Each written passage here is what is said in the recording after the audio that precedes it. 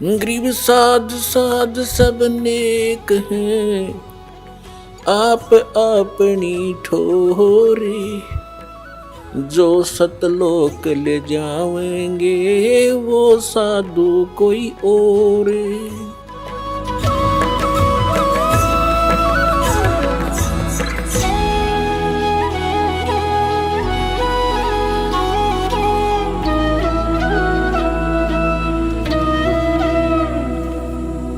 परमपिता परमात्मा पूर्ण ब्रह्म सारी सृष्टि के रचनहार कुल मालिक कबीर देव जी, कबीर साहिब जी, अल्लाहु अकबर, अल्लाह कबीर, कबीर देव, ये हमारे पिता हैं, परम पिता हैं। ये हमारे परम पिता हैं, ये हमारे परमात्मा हैं। और हम यहाँ काल के जाल में कष्ट उठा रहे हैं। हम आजीवन एक पेट को पूरा करने में ही अपना जीवन व्यर्थ कर देते हैं और ये कार्य अधूरा ही रह जाता है। हमारे जाने का समय आ जाता है। परमात्मा कहते हैं, तुम कहाँ आकर के फंस गए, तुम कहाँ रह रहे हो, विचार करो, ये कोई जीवन है। लेकिन परमात्मा को ये भी मालूम है कि इनके बस की बात नहीं। काल भगवान ने आपको विवश कर रखा है। इसने बड़े सुनियोजित तरीके से अपने को यहां फंसा रखा है। ब्रह्मा जी, विष्णु जी, शिव जी तक भी ये अपने ही भाई हैं। हम वहीं से चलकर आए हुए हैं। जो अच्छी आत्माएं होती हैं उनको ये अपने पुत्र के रूप में जन्म दे करके यहाँ अपने आहार के लिए व्यवस्थक प्रबंधक बनाता है और इनको एक एक गुण युक्त कर देता है। रजगुण युक्त ब्रह्मा जी, सतगुण विष्णु जी और तम गुण युक्त शिव जी को बना दिया। अब इनके बस की बात नहीं। इनके अंदर से एक ऐसी तरंग निकलती है जो इन तीन लोक के प्राणियों को प्रभावित कर रही है। भले ये भगवान अपनी राजधानियों में रहते हैं, शिव जी शिवलोक में, विष्णु जी विष्णुलोक में, ब्रह्मा जी ब्रह्मालोक में, लेकिन इनसे निकल रही वो तरंगें हमें यहाँ प्रभावित कर रही है। जैसे एक मकान के अंदर, रसोई के अंदर मिर्चों का छौंक लग रहा है।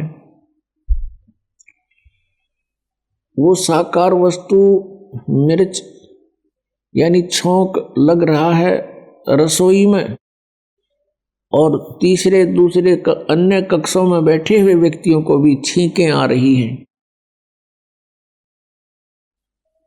इस प्रकार उन छींकों को रोकना भी जीव के बस का नहीं। ठीक इसी प्रकार इन तीनों भगवानों के शरीर से ऐसी तरंग निकल रही है जैसे मिर्च से निकल रही है, और वो हमें प्रभावित कर रही है, जिसके आधार से हम रजोगुण प्रभावित हो जाते हैं, संतान उत्पत्ति करते हैं। इतना प्रबल प्रेशर इस काल ने जीव के ऊपर डाल रखा है। फिर सांसारिक सुख, कार, कोठी, बंगले बनाना, ये भी उसी रजोगुण के प्रभाव से हम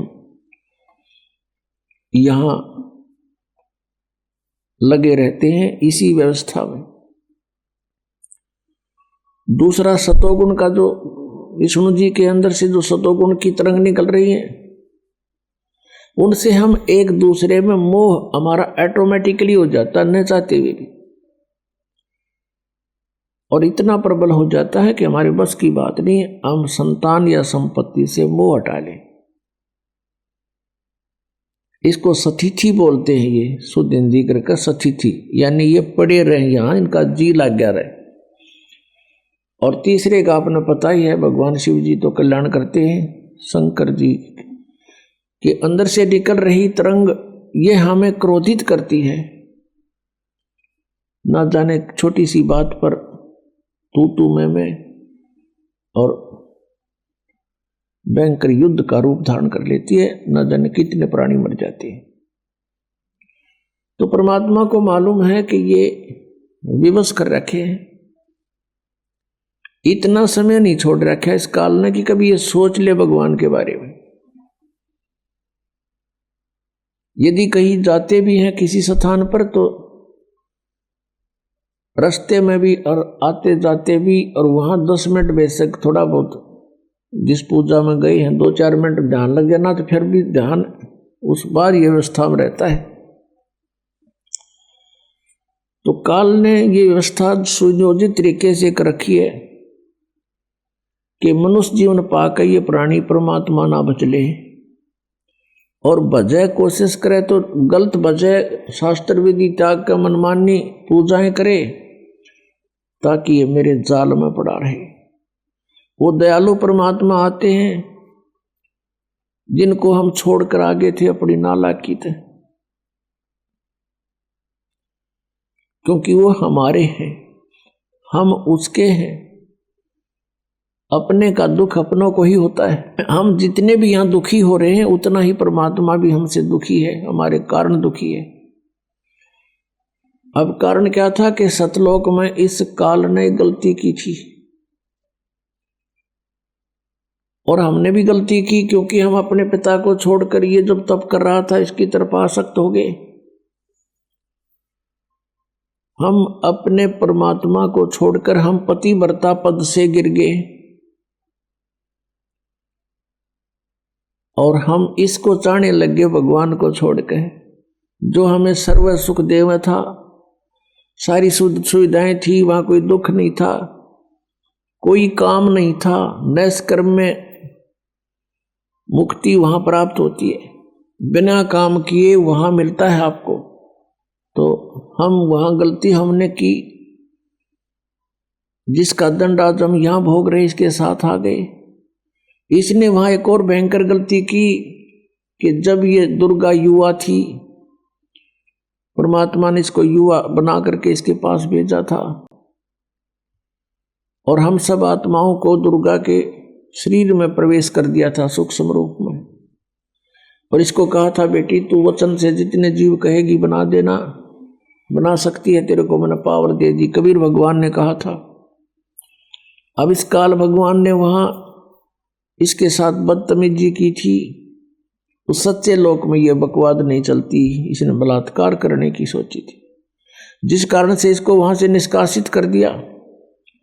जब इसको निष्कासित कर रहे थे इसने बहुत याचना की।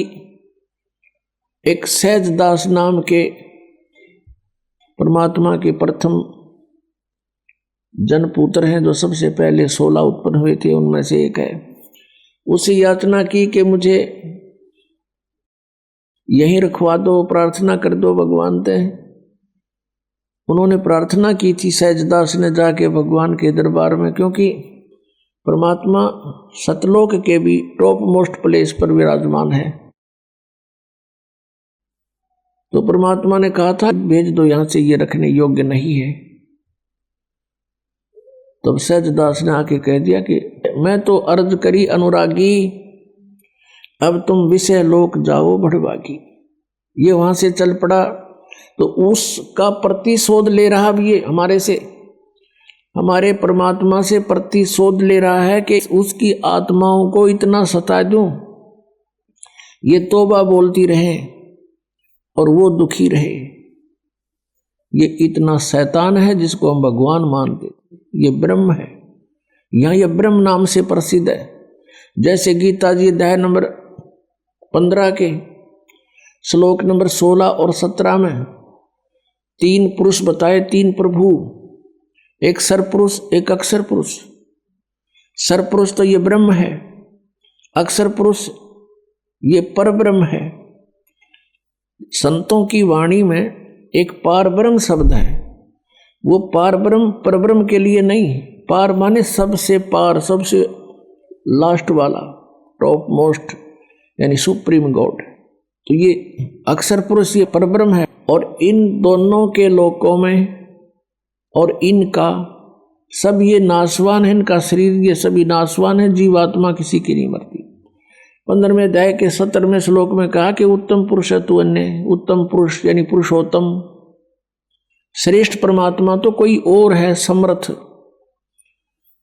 और वही तीनों लोकों में प्रवेश करके सबका धारण पोषण करता है। वो अविनाशी परमात्मा है, उसको परमात्मा कहते हैं। फिर 15वें अध्याय के 18वें श्लोक में ये कहता है कि मैं तो इसलिए पुरुषोत्तम प्रसिद्ध हो गया कि मेरे अंतर्गत जितने प्राणी हैं उनसे मैं उत्तम, उनसे श्रेष्ठ हूं, उनसे तगड़ा हूं। जो 21 ब्रह्मांड में है ये मेरे से कम शक्ति के हैं, मैं इनसे ज्यादा शक्ति वाला हूं, इसलिए मैं पुरुषोत्तम प्रसिद्ध हो रहा हूं। लोक वेद के आधार से, दंत कथाओं से मैं पुरुषोत्तम नहीं, पुरुषोत्तम तो 17वें श्लोक में बता दिया, वो कोई और है। तो ऐसे ये काल जो है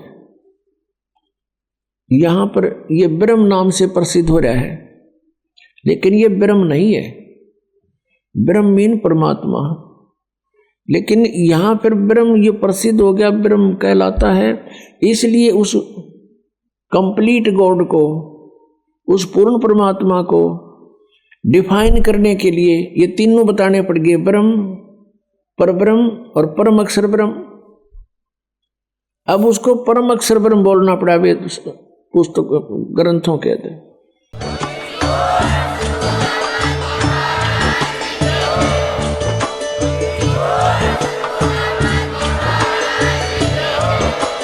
आप सुन रहे थे जगत गुरु तत्वदर्शी संत रामपाल जी महाराज जी के मंगल प्रवचन। अधिक जानकारी के लिए विजिट कीजिए हमारी वेबसाइट www.jagatgururampalji.org। संत रामपाल जी महाराज जी के शुभ आशीर्वाद से पूरे विश्व भर में 500 से भी ज्यादा नाम दीक्षा केंद्र हैं, जिन पर संत रामपाल जी महाराज जी द्वारा ऑनलाइन निशुल्क नाम दीक्षा दी जा रही है। अपने नजदीकी नाम दीक्षा केंद्र का पता करने के लिए संपर्क करें 8222880541।